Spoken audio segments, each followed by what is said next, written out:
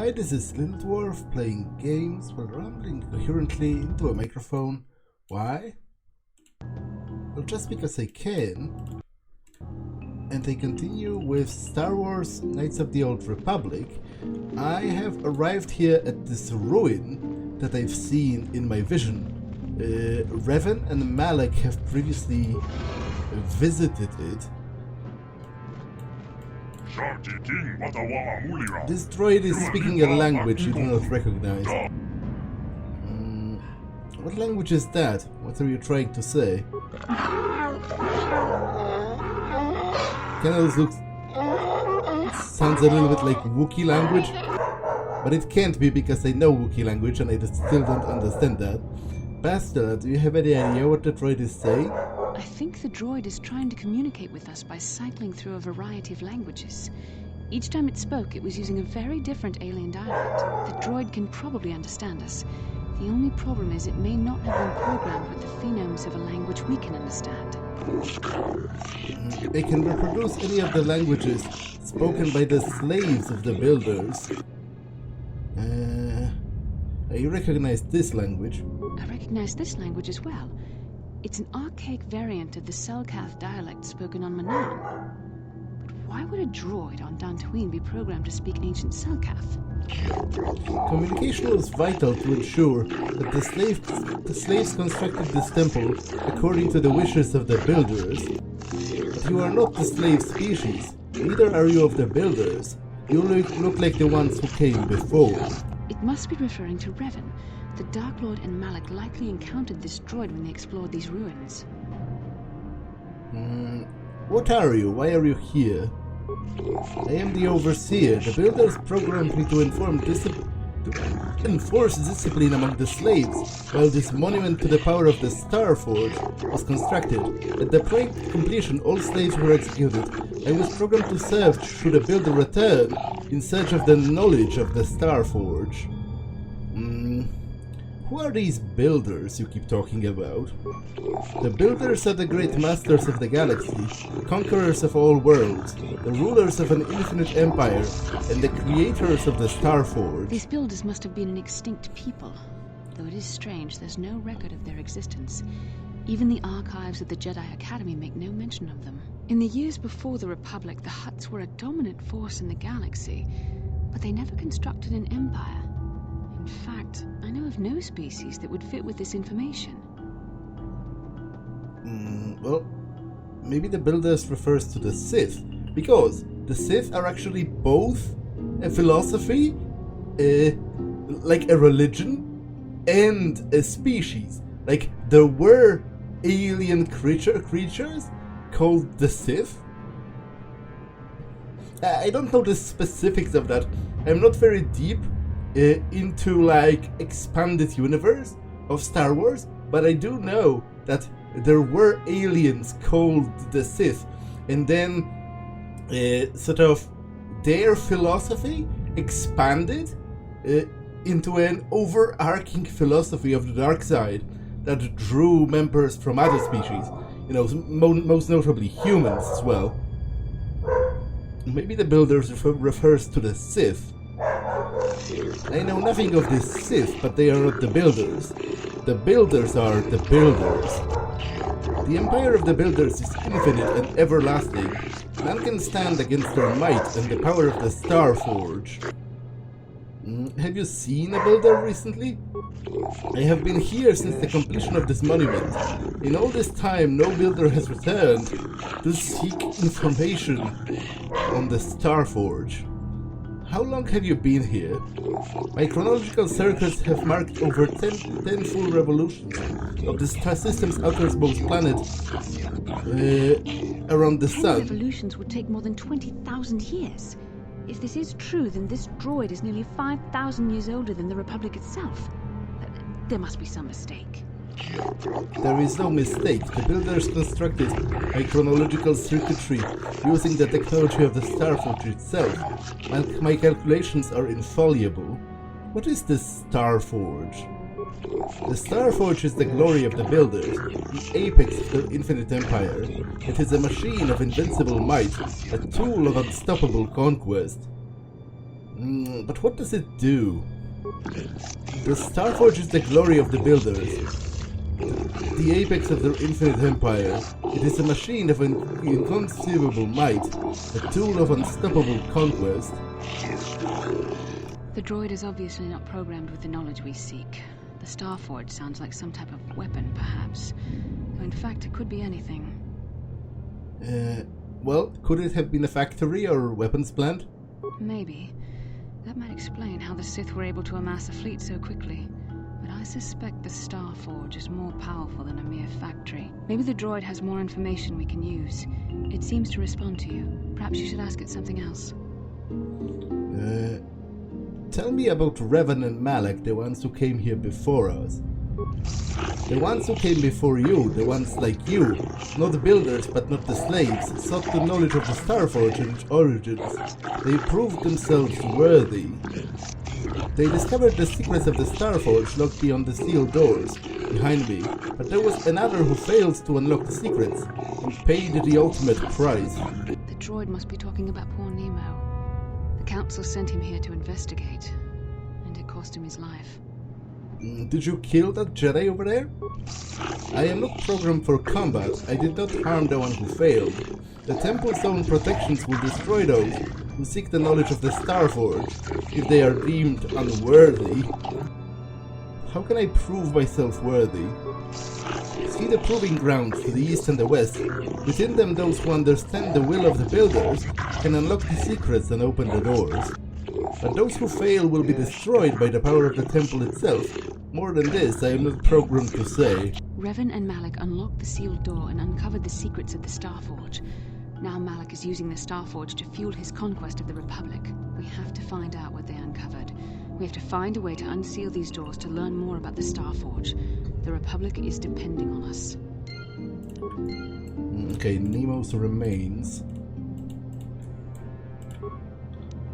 Jedi Knight robe,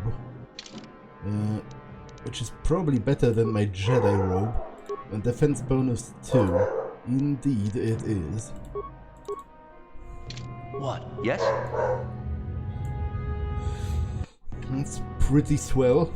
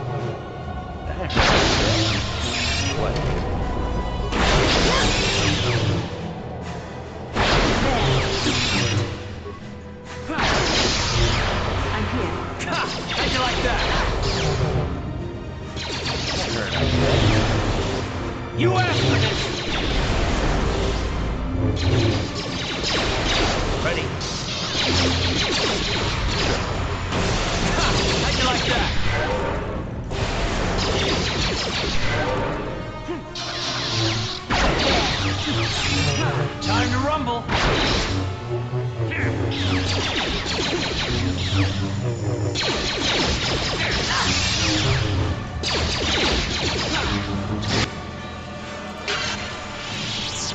Wow, that was a really tough droid right there. What can I do? Ready. What?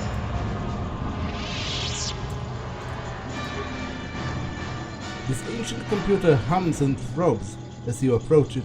Its screen flickers to life, and a stream of incomprehensible characters scroll across it. Press a button. A new sequence of equally incomprehensible characters appear on the screen. Press many buttons at random. The same. Talk to the computer. The computer goes silent, its screen blank. A few extremely unusual characters then appear on the screen. The computer emits a rapid sequence of tones. You hear one of those tones softly echoed by your datapad. A small dead data receptacle opens in the front of the ancient machine. Attempt to slice the ancient system. The machine stands silently watching. Insert your datapad into the receptacle. The computer seems to be interfacing with your datapad. The screen goes blank again, and then more familiar characters begin to appear. Press a button. Talk to the computer. The computer goes silent, humming softly. Seems to be processing a data from your datapad. Your datapad is released from the receptacle, and the machine goes silent for a moment before flickering to life again. The data interpretation, complete language analysis complete. Interrogative. Identify the 3 primary life-giving seed world types. Oceanic, grassland, arboreal. Predatory type conductive to life. Breaking life seal. Well, that wasn't very hard. That's hardly even a riddle. That's something a child could tell you. You know, what type of an environment is conducive to life? How'd you like that?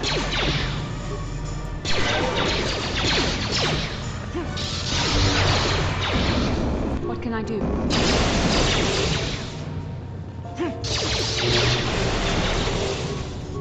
Ready? What?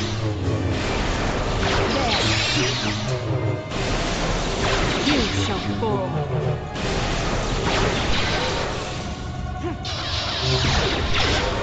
I'm here.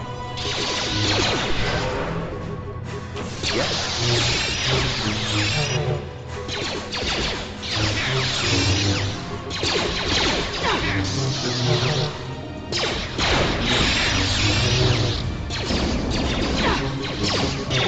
You asked for this!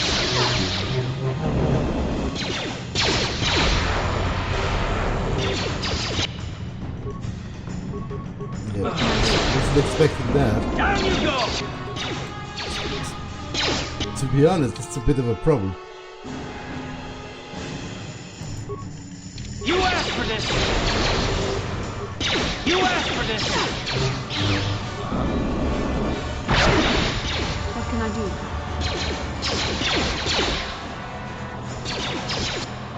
What? Oh yeah, that's definitely a bit of a predicament. I wasn't expecting that.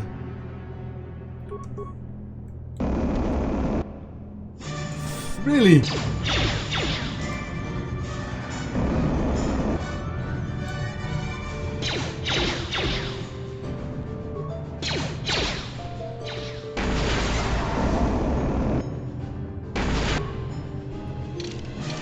Really? I just got owned by a single enemy.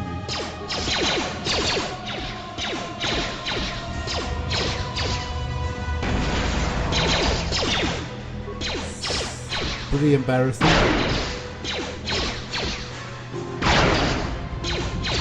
You asked for this!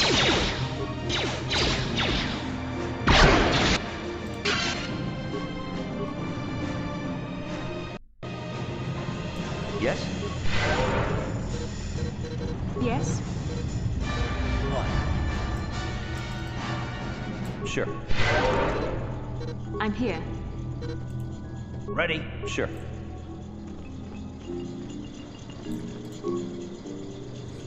Okay, it's probably the same with this one.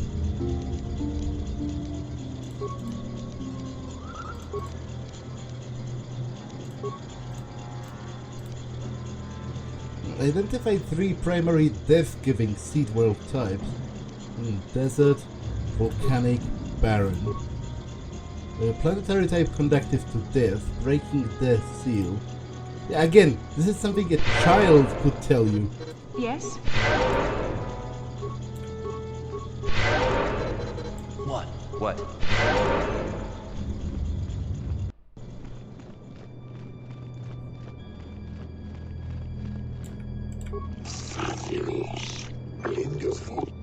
You're neither a builder or a slave. I want to ask you some questions. I am here to aid those who seek the knowledge of the builders. What do you wish to know? What do you know about the Builders? The Builders are the masters of the galaxy. He said that already. The chambers on each side contain proving grounds. Within them, those who understand the will of the Builders can unlock their secrets and open the doors.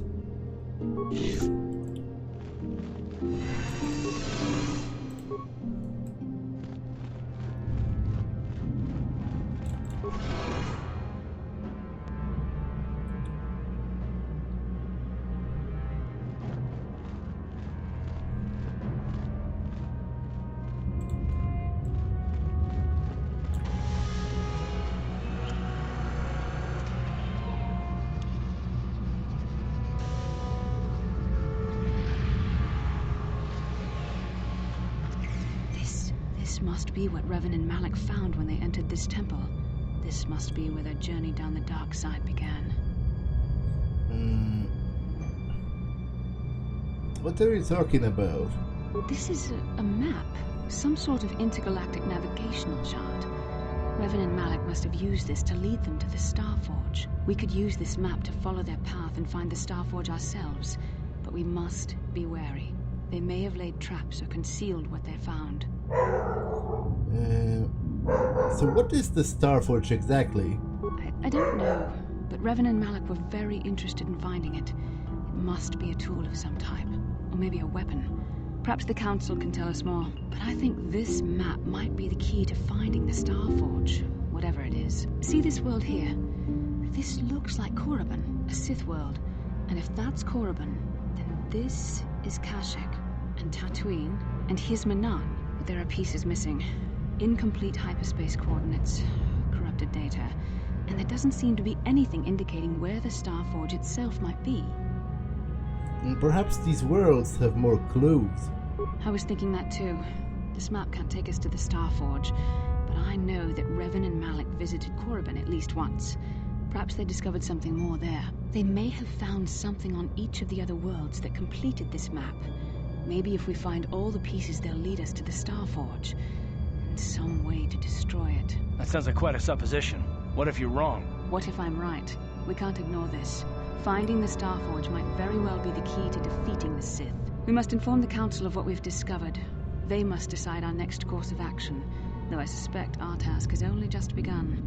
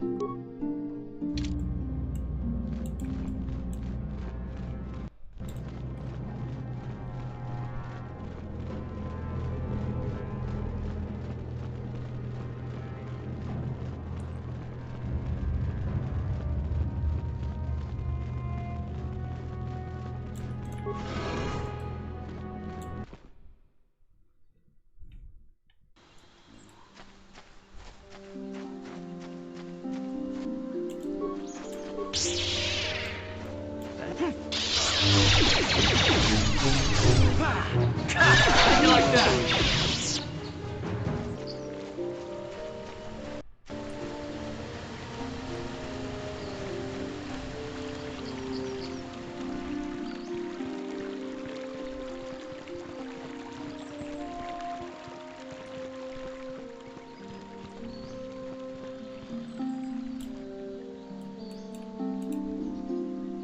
What can I do? Yes?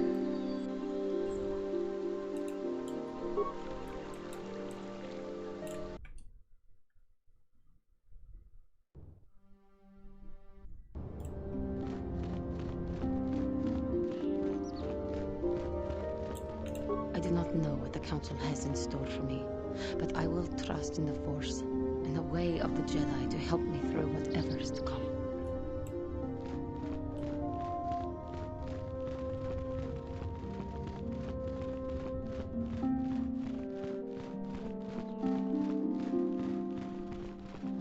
Ah, you have returned, young Padawan.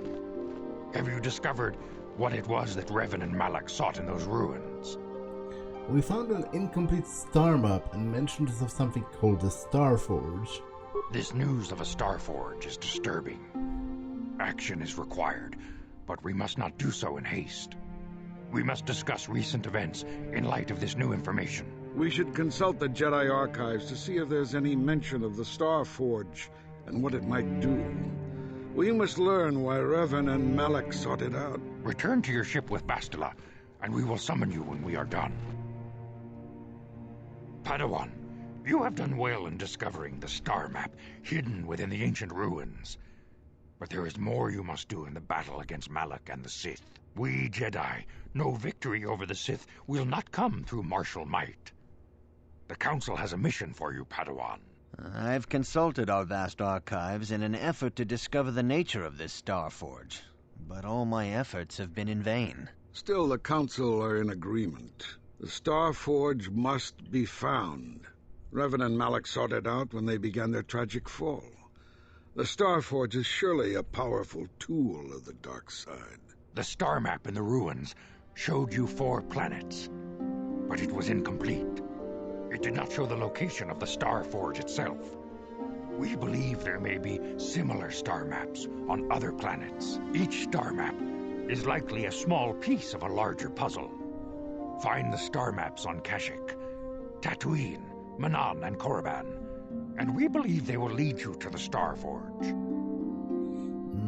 I am ready to do the Council's will. The Jedi numbers have been ravaged by this war, by defections to Malak's cause, and by Sith assassins. But we realize the importance of this mission.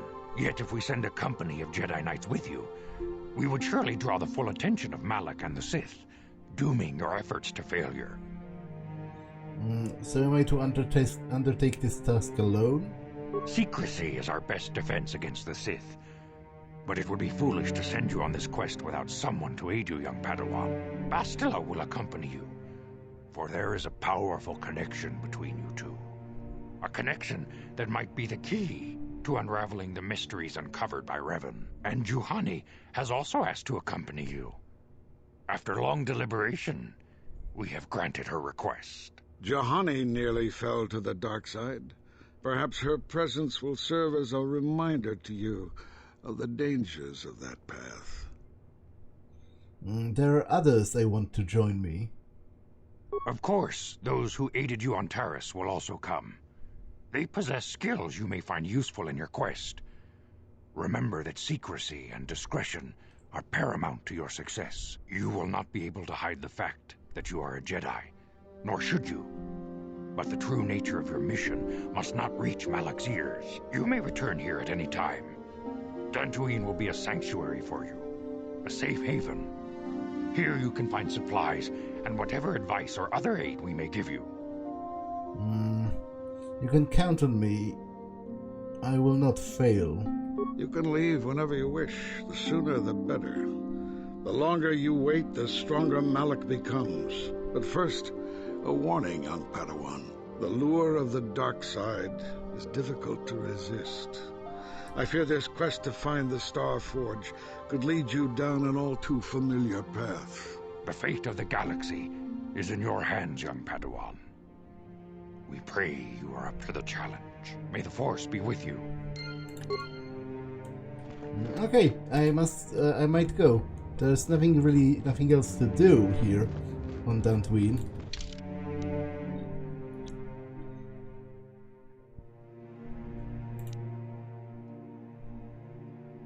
She ran off towards the Jedi Enclave. So is she in here somewhere? So I guess that quest with the with the woman who was obsessed with her droid is not yet done.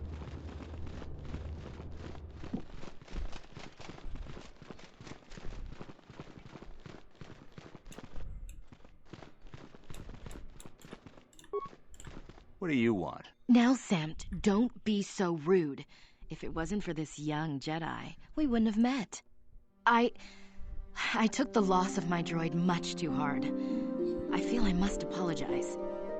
There is no need. But I must. I was much too attached to my droid. It was all that was left of my husband, you see. Maybe I thought that through the droid, my husband could live again, be with me still. I think we understand. Love can do strange things to anyone. But I went too far. I could not see what was missing in living a normal life. Fortunately, in my grief, I returned here and ran into Samt, an absolutely fascinating man. He seems quite nice, I guess. I don't know him. Samt and I got to talking, and, well, we have a lot in common. I think we'll be seeing more of each other. It's funny how things work out in the end. Maybe there is such a thing as fate, after all. But I think we should be going now. We have so much more to talk about. I just wanted to thank you for what you've done for me, and what you tried to do. Goodbye, and thank you. Well, good luck with your life. Yeah, so now I'm truly done.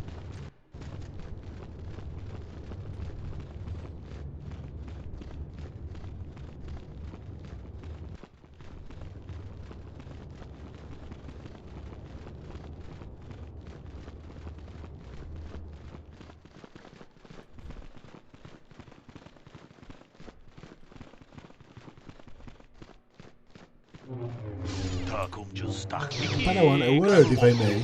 There are many rumors about your most recent meeting with the Council.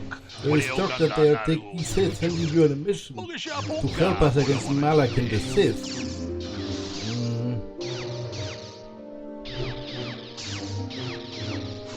I don't think the Council would want me to speak openly of this mission.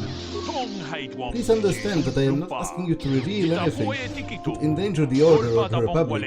Whatever the Council has given you is for your ears, not mine. I only wanted to wish you well and to warn you to be careful. There are many evils out there, many dangers. The Sith are not the only minions of the dark side. What are you talking about? Master Dorak has been training me to succeed here as the chronicler here in the Academy. In my studies, I have come across tales of creatures that are born of the dark side, monsters of pure evil. The worst of these abominations is the Tarentatech, a beast that feeds on the blood of those who are strong in the Force. Over the centuries, many Jedi have fallen to their ravenous hunger. What makes this creature so dangerous? The Tarentatech is a predator, and we Jedi are its prey. They are incredibly strong with a primal cunning. They also have an inborn resistance to the Force. There are some who believe that the Tarentatech is a monster bred by the ancient Sith and spread throughout the galaxy. Fortunately, they are quite rare. They only dwell in the most dangerous and darkest of places. In fact, one has not been seen in nearly 40 years. Then why are you worried about them now? This is not the first time they have vanished for long periods of time. Many believe that they lie dormant for years, only to rise and hunt when the power of the dark side waxes full. I fear Malak's rise. They have woken those creatures from their dormant state. Once the Sith are beaten, I will not be surprised if the Council organized a great hunt to try and exterminate them. The Great Hunt? What's that? The Great Hunt was organized by the Jedi Council shortly after the war against Exarch Kun. Jedi were scattered throughout the galaxy, helping to rebuild from the devastation. Many Jedi vanished during the period, disappearing from a variety of worlds without warning. We did not know they had been slain until their mutilated bodies were found. The Council investigated and discovered that the Tarentatech were behind the killing. It was decided that the galaxy had to be purged of those insatiable monsters, though the cost proved high. Cost? What cost? Many Jedi banded together and journeyed to the planets that were suspected of harboring the beasts. The Great Hunt did not rest until all the creatures were slain. Or almost all. There were still rumors of a Tarentatech on a planet of Korriban, a dark world that some believe to be the birthplace of the Sith. That is where Exarch Kun was corrupted during the First Sith War. They never went to Korriban. The Council, fearing more Jedi might fall to the dark side, declared the Great Hunt was officially over, though the 3 Jedi appointed though 3 Jedi were appointed to continue the work. What was so special about those 3? The Jedi chosen to continue the hunt on their own were Duron Quel Duroma, Gunhard Saresh, and Shela Nur. These 3 shared a powerful bond, and each of them was devoted to their fight.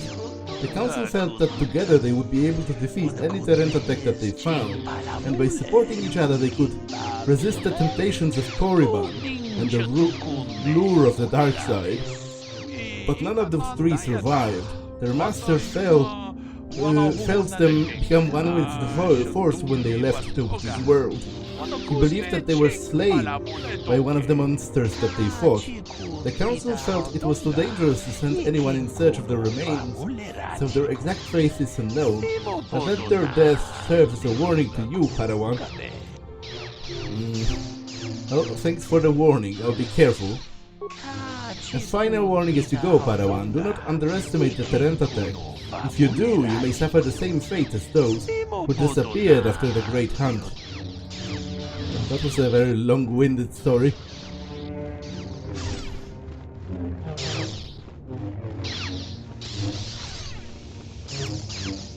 Bastila seems to have something on her mind. Perhaps you should talk about it. How can I help? Know anything about this place? Dantooine is a peaceful and pastoral planet. There are a few large communities. Mostly what you will find here are ranchers and farmers. I find it a tranquil place in a clean galaxy. The perfect site for the Jedi Enclave. You like it here? You look like something's bothering you. No, it's not bothering me. Not exactly. I've been thinking about what the Jedi Council said about the 2 of us. There is a bond between us. I do not dispute that. I can feel it, as I'm sure you can. The nature of that bond and its effect on our mission remain in question.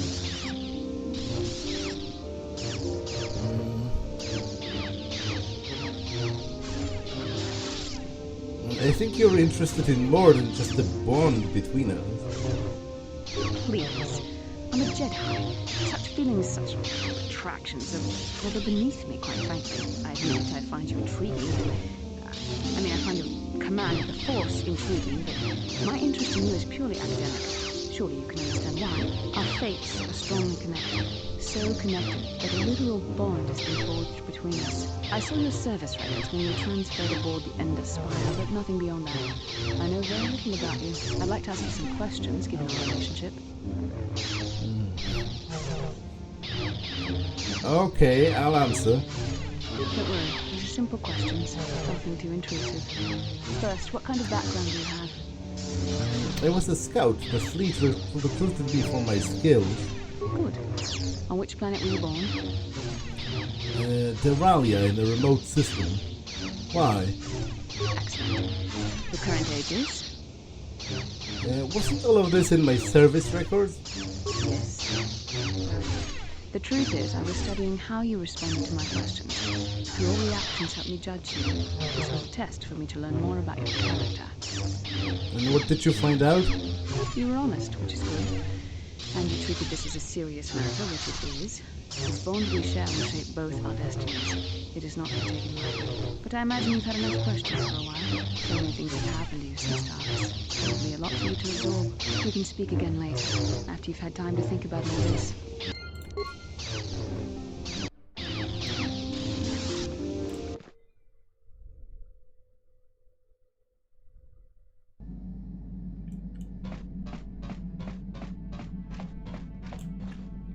Hey there, what can I do for you? I want to talk to you about your brother. Don't worry. I won't let the search for Griff get in the way of what we're doing. Let's just get back to the task at hand.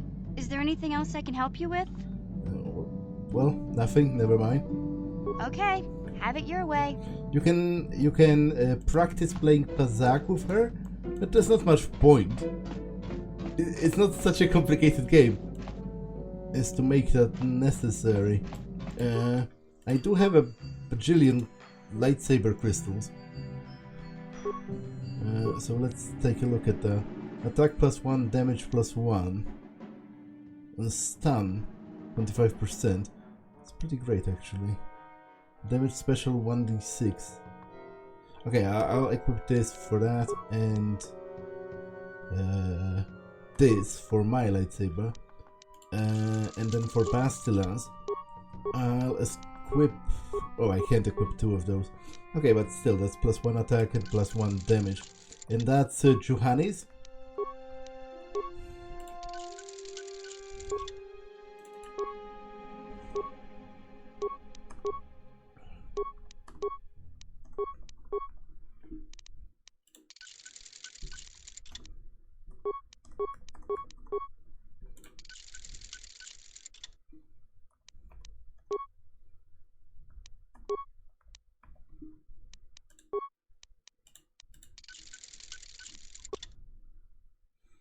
Juhani's armored robes. As Juhani dedicated a lot of time and effort into combat training, she created her own armored robes, which grant her protection without compromising on mobility. Okay, that's pretty cool. Pretty cool, actually.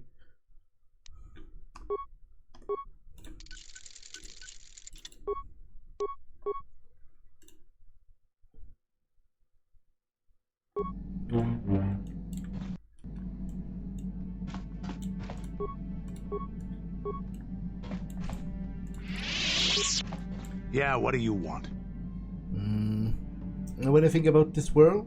From what we saw from space, this world doesn't have a lot of people. I couldn't really have found much work here anyway, so I never had an interest. It looks like a farm world.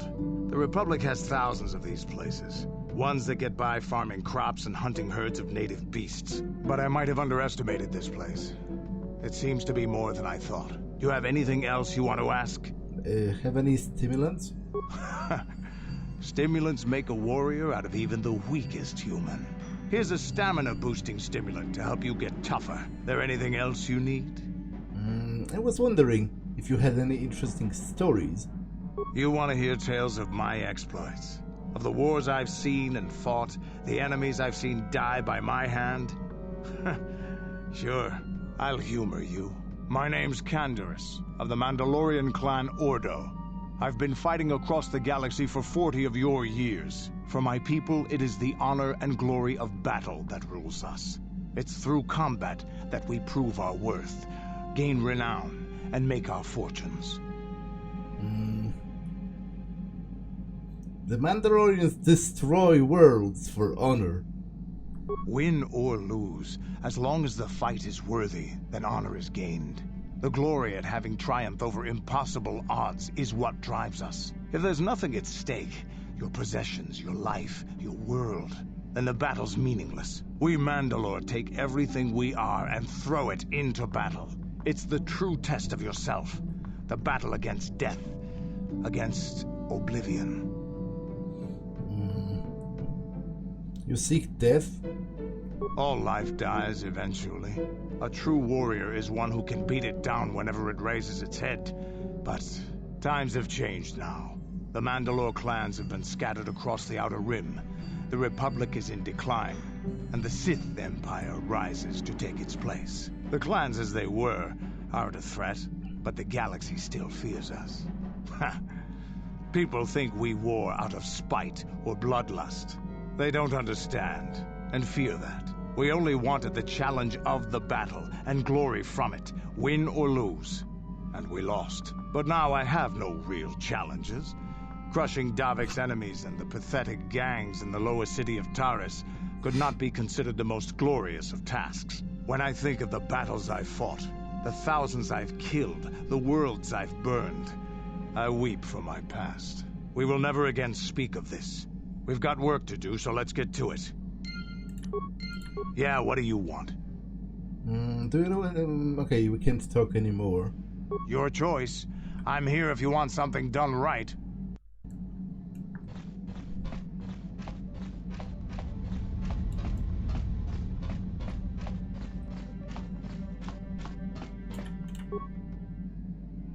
This is a store of food, emergency food and supplies.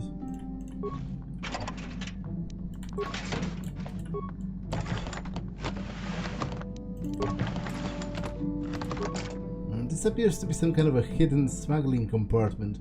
Without proper codes, you will not be able to open it.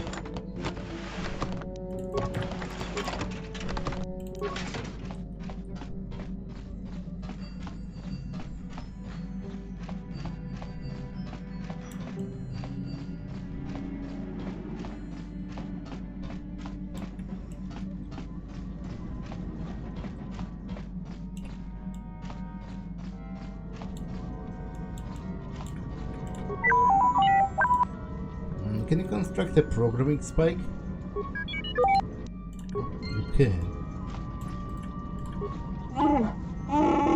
Is there something you want? I want you to make me a grenade. Alright, let's see what I can do. I think I have enough parts for something. There you are, one grenade. Careful with it. Can you make another one? You've got a bunch already. You don't really want those things banging around together. Use some up first. Have anything more to say about yourself, Zalbar? I will honor my life debt, but don't feel we share more than that. Mission may say more, but I will not. Well, I will leave you be. Okay, let's talk to Juhani. Now, the mod that I got for Juhani's looks, I think it's really cool, because Juhani is an alien. She's a species called kotor, but in the base game, she looks very, very human.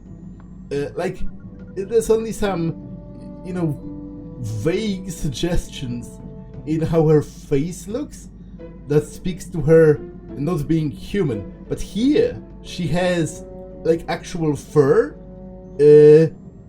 and I think that's really cool. And she's also kind of like buff, which speaks well to her personality, because obviously she's rather abrasive. Well, maybe abrasive is not a word, but sort of rash and sort of prone to anger. So I think that's a really cool mod. I feel I must apologize for the way I acted towards you before in the Grove. It was wrong of me.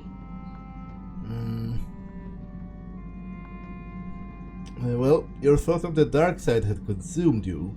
It is nothing. I am sorry for attacking you. I am sorry for thinking you would only try to kill me. I hope that by helping you in your task, I may redeem myself in your eyes, and in my own. Don't worry, Juhani. I forgive you. Thank you. It is most reassuring to know that you can forgive me, even though I tried to take your life. I can only hope that, in our time journeying together, I will succeed. How may I be of assistance to you, Padawan? What do you know about this world? Dantooine. Dantooine has been my home for a number of years, ever since I started my training with the Jedi. It is a lightly populated planet, mostly focused on agriculture and hunting of the wild beasts that roam its plains. The most populous form of animals on its surface are the Irias, herd beasts that are normally quite tame, but can be violent when provoked. And the Kathhounds, vicious pack predators. Kathhounds do not normally attack people, except when it is a pack of them ambushing a lone individual. But recently, they have been much more aggressive. I am to blame for that, I believe. But enough of my self-recrimination. I should not dwell on the past, but rather look to the future. How may I be of assistance to you, Padawan? I was wondering if you could talk. What is it you would like to speak to me about? How did you come to be a Jedi? How I came to be a Jedi? I am sure you would not find it very interesting. Are you sure you would like to hear? Yes, continue. Well, it goes back a number of years. Back on my homeworld, we did not see Jedi very often, especially where I lived. What is Kotor homeworld like? It was not the homeworld of the Kotor that I lived on. My parents had long fled from that place, and perhaps that is a story for another time. Rather, it was a human hive world that I was raised on. The hind end of space. A pit of a world, to be sure, where Jedi rarely tread. But we had heard of them, Well, everyone had, so that is not to be unexpected. Champions of truth, defenders of justice, heroes of the Republic. It was very easy for a child to be enthralled by their image, their mystique. Maybe I was one of those children. Did you meet a Jedi? Yes. Yes, I did. When I saw a Jedi for the first time, they lived up to everything my imagination had created them to be. I was awed, and maybe a little enamored. Enamored? They were quite striking, especially the tales of their leader. From that moment on, I knew that I would have to try to become a Jedi. To lift myself out of the rut I had been living in for years, and to make a real difference, as the Jedi wore. The foolish delusions of a child. But this child made it happen. As soon as I was able, I left my world and went in search of them. I found them and was accepted. I had been living my dream on Dantooine for several years before you came, although perhaps I was not entirely ready for it, or not completely suited to the task. Otherwise, I would not have fallen. But thanks to you, I have been redeemed. Perhaps I may yet live to see that dream of mine come true. Come, there is much we should do. Let us not waste time talking. Action is what is needed. How may I be of assistance to you, Padawan? I was wondering if we could talk. What is it you would like to speak to me about? Why are you so hostile towards Canderous, which I haven't really encountered that much, but... I am wary of the Mandalorian. I do not trust him. Well, to be honest, I am kind of suspicious of him as well. He sounds vaguely like a psychopath. Like anyone who reminisces with nostalgia about wars in which tens of thousands of people have died is not someone I would necessarily want to associate with. I am suspicious as well. I have never trusted Mandalorians. They drove my parents from Cathar, aided the Sith, and attacked the Republic. Their warped notions of honor may provoke them to do even more heinous acts. I do not know why you tolerate his presence on your ship. In truth, he has had some merit so far, but I am not certain it is worth the risk you take.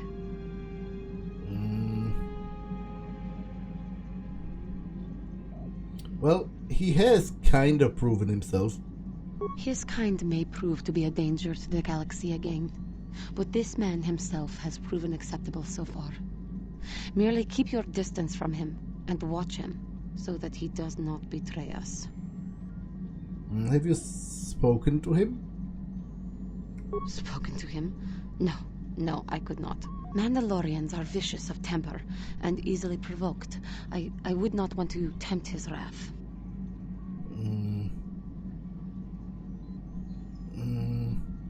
Well,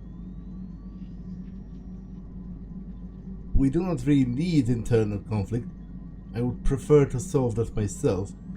I am sorry. It is just that I cannot stand to be around him for very long. I suppose I do not really dislike him. It is just... It is just what? The Mandalorians came and overran my world. They slaughtered my race. I cannot forget what they have done, or forgive. Well, I would certainly not let him harm you. I can take care of myself. I do not need you to patronize me, but it is gratifying to know that you value me as a companion that much. This simmering anger and hatred for the Mandalores seems to have found a place in my heart, though. Sometimes I worry. About what? That I may fall to the dark side once again. That I may threaten you, the Republic, the entire galaxy, if that time does come. And if I do threaten our task, it is only right that you should strike me down. If I fall and endanger you and the galaxy, you must do what is right. If my death will defeat Malak, then that is what must be done. But we are becoming too morbid, too soon. We should not talk like this now. There is much yet we can do, but we shall talk later, I am sure. How may I be of assistance to you, Padawan? I want to talk. What is it you would like to speak to me about? Are you doing alright? I thank you for your concern, but I am still a bit shaken. What is wrong? I have been thinking about myself, about Quatra, and about my fall to the dark side. I keep thinking that it was my anger that drove me that far, that nearly damned me. I look inside myself now and I can still see it. I still feel it.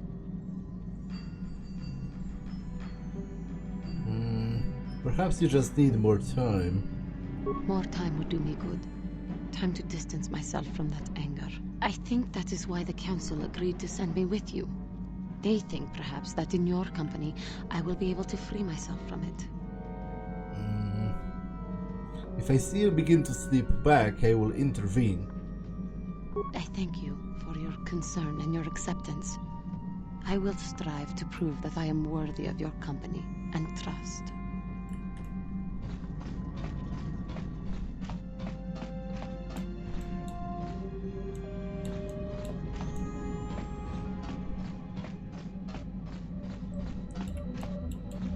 How can I help? I want to talk about that dream. It was less of a dream and more of a vision the two of us shared. But I am certainly willing to answer any questions the Jedi Council did not. I still don't understand why we shared it. Are you wondering why we shared the vision? Or why we even received it in the first place? To the first, I can only repeat the answer that the Council gave us. Our fates are linked. And for two as strong as we are in the Force, that amounts to a near-physical bond. As to the second, I truly don't have an answer for you. The Force works as it will, and perhaps we should be grateful for what we've been given. But how did our fate become linked? I don't know. Believe me, I certainly don't find the prospect of being joined to you enjoyable in any fashion. Well, thanks a lot. Please, forgive me. I did not mean to imply that you were repulsive in any sense of the word.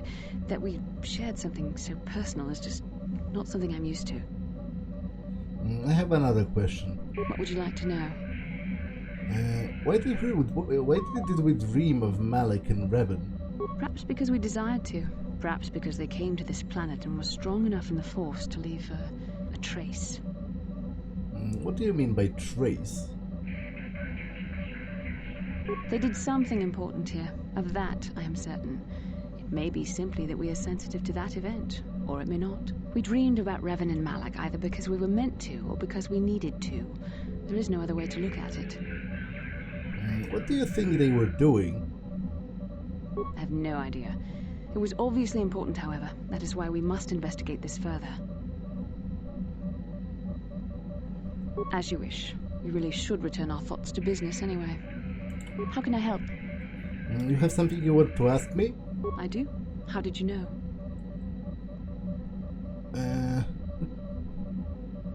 Well, you keep staring at me. See anything you like? You are easily the vainest, most arrogant man I have ever met. Besides, I know you can't be serious, since I was purposefully not staring in your direction. I am a Jedi, remember? I have far too much mental discipline to reveal what goes on inside my mind with such obvious physical clues. My thoughts remain hidden, including whatever my feelings are for you. Whatever I think about you. Yeah, she's pretty embarrassed. You're so cute when you're embarrassed. That is you. Why must you be so impossibly infuriating? You know very well what I am really talking about. I am referring to the bond between us, the one the Jedi Council spoke of. Our connection allows us glimpses into each other's mind. We can feel some of what the other feels, and what I feel within you troubles me. A Padawan must receive considerable training. They must learn to control their emotions and darker impulses. Often it takes years before using the Force can be considered safe. The fact that you are so strong in the Force and have had such relatively little training could have terrible consequences. For you, and for everyone around you. What do you think I should do? I don't think there's much you can do. If things were different, I would recommend several years of training under one of the Jedi Masters. But I fear that won't be possible. Thankfully, you've exhibited a degree of compassion and self-control up to this point. I sincerely hope you can maintain these traits in the future. We must all resist the influence of the dark side. It's everything we are fighting against. This is doubly important for you, with your natural affinity for the Force. I will try. That's good to hear. Without the proper training, however, I'm afraid you will find the path difficult even with the best of intentions. There's great danger ahead for both of us. Our destinies are intertwined. Everything one of us does will have consequences for the other. Any reckless behavior on your part is likely to affect me as well. Well, it works both ways, doesn't it? You could help me stay strong. Yes, that is true. I will do my best to guide you, but I am no master. Not yet. And there are times when I find the sheer strength of your power almost overwhelming. Your power could be a gift or a curse. When you need guidance or advice or support, I will do my best to help you stay on the path of the light. I would appreciate any help you could offer. I only hope I have the wisdom to help you through the dark times. But for now, we should return to our mission. Yes, what's on your mind?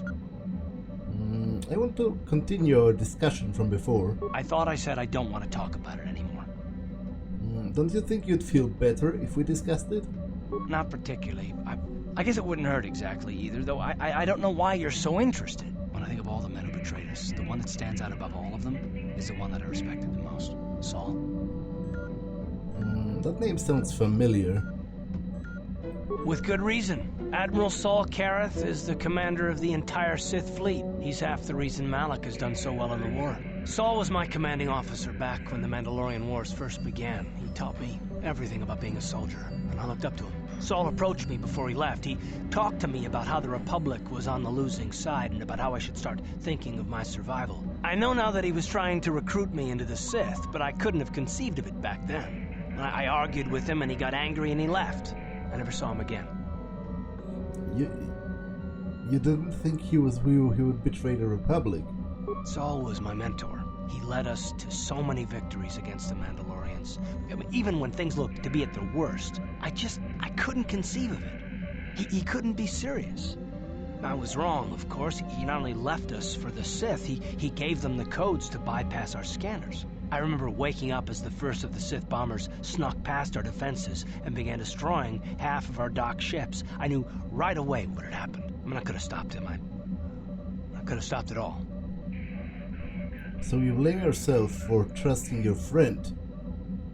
I blame Saul, not myself. I was stupid and I ignored the danger. He nearly destroyed us all. No, I fought Saul for years now, and if I ever catch up to him, he will regret what he's done. He will regret it.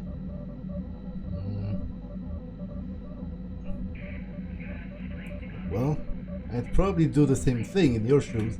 I have been described as too trusting for my own good. Like, I usually try to assume the best of people, and it has sometimes bitten me in the ass, but, you know, such is life. I'd do the same in your position. Well, there's more to the story, I guess. But I don't want to talk about it right now. Let's go.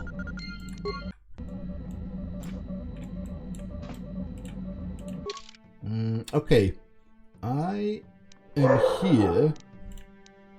I will actually go to Yavin. Yavin? Oh, great, right. My mouse doesn't work. Yavin. These coordinates point to a small space station orbiting the gas giant Yavin. That is the best merchant in the game.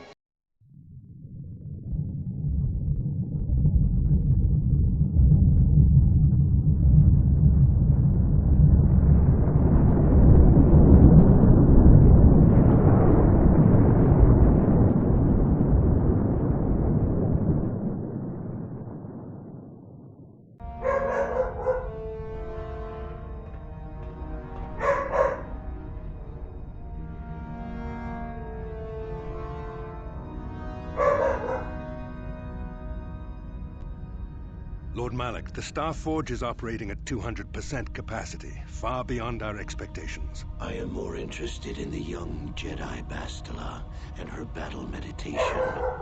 Have you learned how she escaped the destruction of Taris? She was aided by Karth Onasi, a decorated war hero of the Republic and a legendary soldier. During the Mandalore Wars, he was honored many times for his bravery. You know this man? Yes, Lord Malak. He served under me when I still followed the Republic. You could say I was his mentor. Interesting. How did you acquire this information, Admiral? An eyewitness, Lord Malak. Calo Nord, a bounty hunter, was there when Bastila and Karth escaped the planet. Apparently, they left him for dead. A Jedi and a war hero. It's a wonder you survived the encounter. I am hard to kill, Lord Malak. Calo has agreed to help us capture the young Bastila for a very hefty fee, of course. But I assure you he is well worth the price. His reputation as a bounty hunter is well earned. Her companions are nothing to me, Calo. But I desire the young Jedi taken alive, if at all possible. Lord Malak, forgive me. There is something else. May we have a private audience away from the ears of the common soldiers? I trust you are not wasting my time, Admiral Kareth. I promise you will be very interested in what Calo has to tell you about Bastila's other companions, Lord Malak.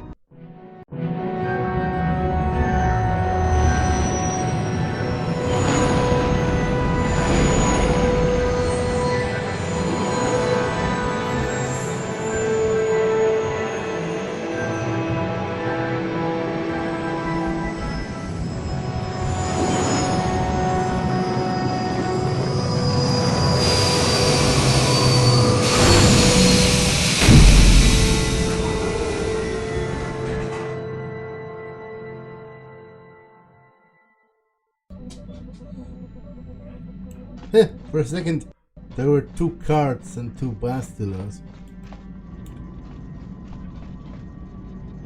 I was checking our supplies in the cargo hold. Something's not right. What do you mean? Someone's been into the emergency stash of food. Mishnah and I asked everyone, but nobody knows anything about it. You might want to check out the food stores next time you're there. Well, I might do it at once.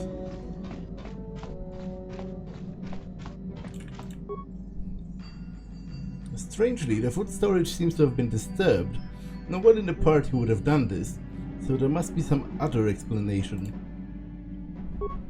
There are no half-eaten or torn packages to indicate that the theft was from the pest or vermin. It looks like more some unknown person has been conducting clandestine raids on your stores. Whoever the thief is, they have managed to avoid detection by you or your companions so far. Maybe a thorough search of the ship will reveal the stowaway.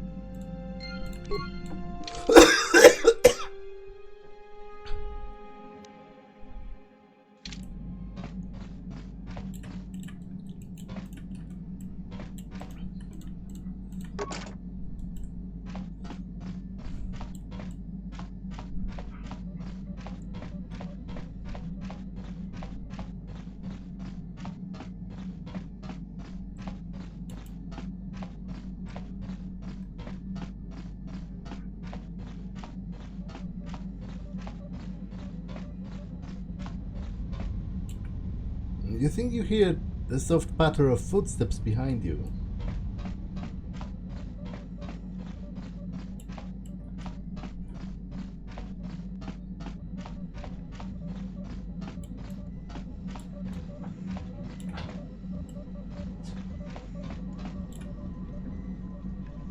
But when you listen, they disappear.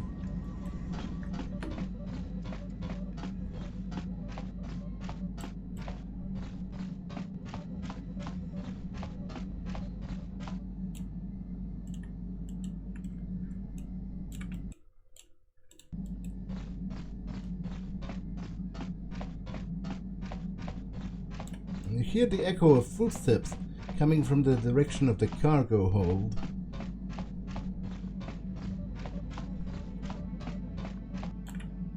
Kipuna, Bonana Kichu. A little girl? Where did you come from? Selima Wanga Kunbikin. Calm down, I won't hurt you. Mucho shakapaka. I don't understand you. She frowns and looks at you helplessly. Mucho shakapaka.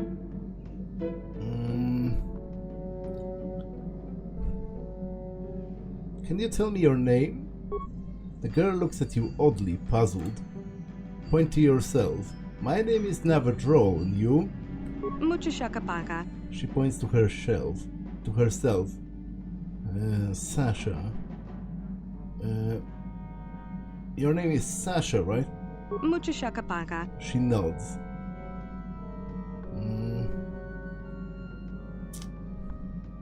Try to learn Sasha's strange language. Tonki ba non tontek.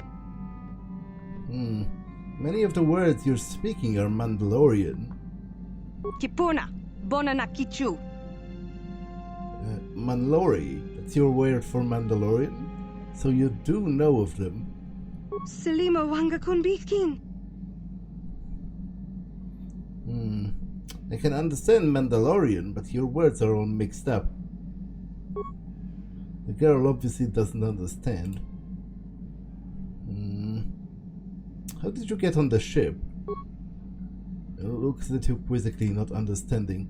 Does the name Lur Arka ring a bell? What about Rundil or Sulem? She doesn't understand. Where are you from, Sasha? Taris? Whatever number 4 is. Tonki ba non tontek. S1. Tong abuk shami no nok. Points to herself. Me S1. I see you, or you see me. Tong abuk The girl shami hides no her nok. face behind her hands. You're hiding. Tonki ba non tontek. The girl appears unsure. I don't get all of that, but sure. Selima wanga kunbitkin. Lesefa, everything is safe? Tonki She ba points to non the tontek. Ebon Hawk's panels. You sleep there. Tong abuk shami no nok. I don't understand. Tonki ba non tontek. Say something else. Bristag? What is that? Tong abuk shami no nok. It's a thing? Around here? Muchashakapaga. It makes a swooshing sound. Bristag means the starship, doesn't it? Tong abuk shami no nok. Say something else. Tonki ba non tontek. Everything is safe? Tonki ba non tontek. That panel? That's what it means? Tong abuk shami no nok. I don't understand. Tonki ba non tontek. I give up. Selima wanga kunbitkin. Stares at you with wide eyes. Well, you can stay here for now before I figure out who are you and what can I do with you and how to get you in contact with like someone who knows you. You can stay here for now. Muchashakapaga. But to be honest, we should Muchashakapaga. try to communicate more. Whatever number 4 is. She looks at you quizzically, not understanding. Does the name Lur Arka ring a bell? Doesn't understand. Where are you from? Did you get on the ship? Kipuna. Bonana kichu. Look, I can't understand you. You can stay for now. Selima wanga kunbitkin.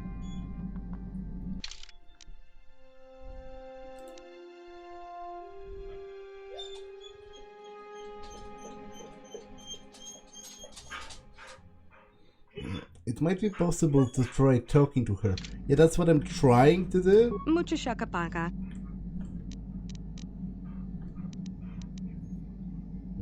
Try to learn Sasha's language. Tonki ba non tontek.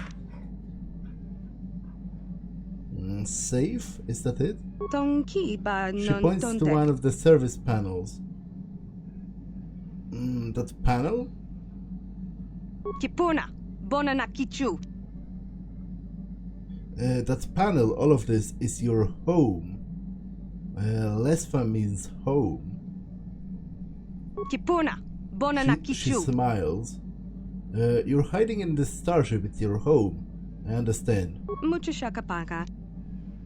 You said that before. What's gone this in? Something about me, but what? She smiles and pats her chest. You're gone this in? So hungry, maybe? Pats her chest. Although you would pat your stomach rather than your chest to indicate hunger. You're gone this in? You've said it before. You've already said that. What about it? It's something you like.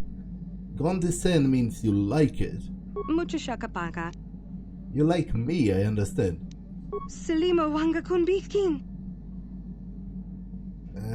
Naabs, you said that when I first found you. She slaps her leg. It means hit? Is that it? She frowns and slaps her leg. Naabs means not hurt. Is that it? I understand. I won't hurt you.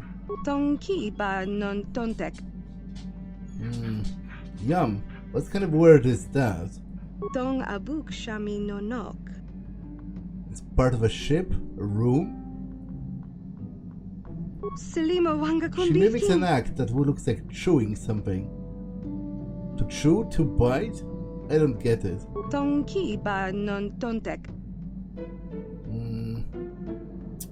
What kind of word is that? Yum. She points elsewhere on the ship. You want something from elsewhere? You mean food. Yum is food. She smiles. Nagis. Is that all one phrase? She thinks for a moment and then stabs downwards several times. Means floor. You're not speaking now? Nagis means now. Nanagis is not now or before. You want some food, you're hungry.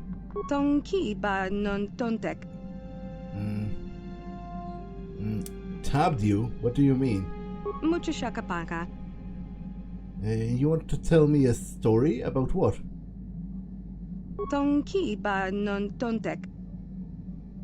Tell me about. I get it.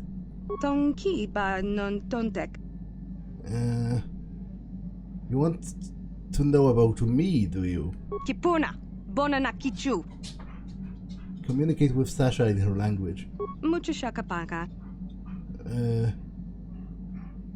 Why are you hiding on my ship? You came to the ship before. You were very scared, but why? You left the Mandalorians and you hid here on the ship.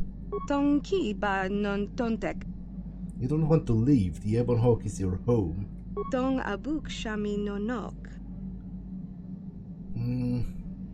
Well, why are you scared of the Mandalorians? Well, because she was most likely taken as a slave by them. The Ebon Hawk is not your home. Not your first home, anyway. Tell me about your home from before. Dantooine. There is something there who will take you home. Lur Arka. Dantooine. Maybe someone on Dantooine remembers you.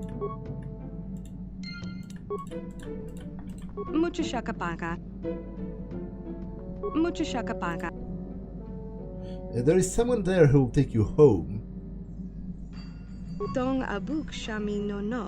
She seems uncertain. Yes, you can go home. The girl seems to think about it, but says nothing. Yeah, I certainly am not equipped to have a kid and take that kid into like active war zones or whatever. So I'll just fly back to Dantooine and drop her there. It's maybe not the most sensible use of fuel, but it is what it is.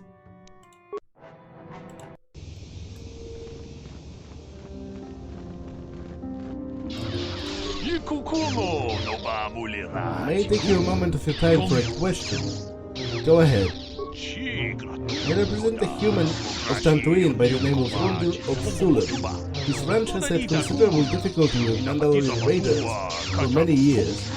His young daughter was kidnapped by those raiders many years ago and has not returned. Might you have some news of her? Her name is Sasha. I had a stowaway on my ship by the name of Sasha.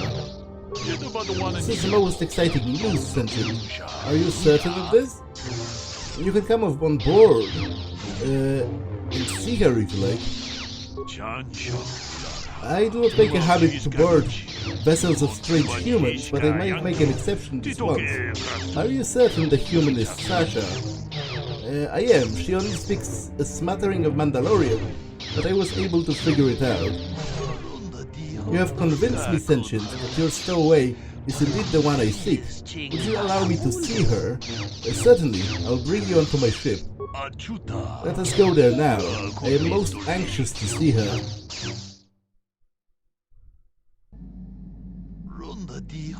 Though you have aged, young Sentient, I do believe you are indeed the one that I seek. I am here to return you to your father.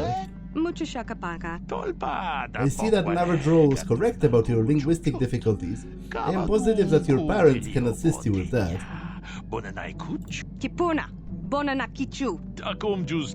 Calm yourself, child. I will take you home. Dong abuk shami nonok.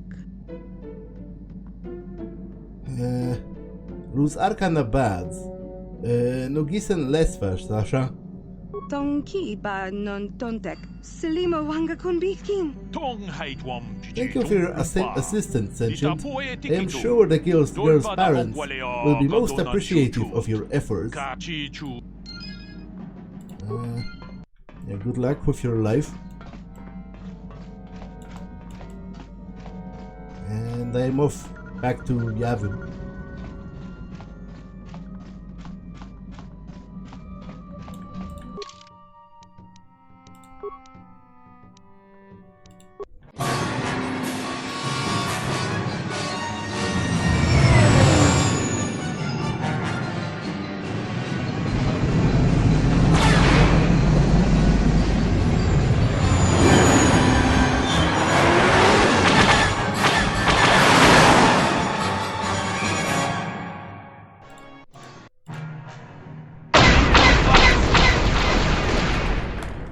It's another one of those.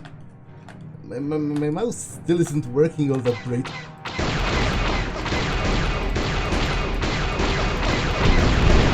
As you can see.